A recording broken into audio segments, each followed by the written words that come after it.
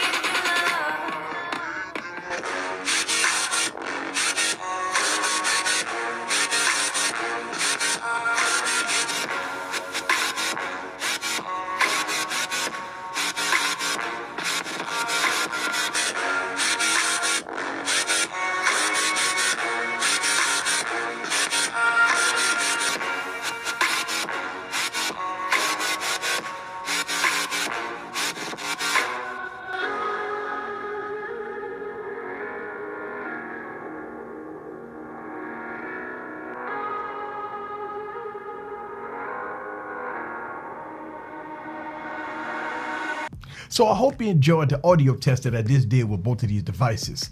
And I'm gonna tell you right now, I don't even know which one I could give a clear winner to. Both of them got dual fire speakers. Both of them sound extraordinarily good. Both of them is loud. You guys be the judge for yourself. Which one won the audio test? You leave the comments down below. I have both devices even Steven when it come down to my boom mic. So both of them had the same distance. I have both of them loud. Now on both of them, you can adjust your equalizer accordingly.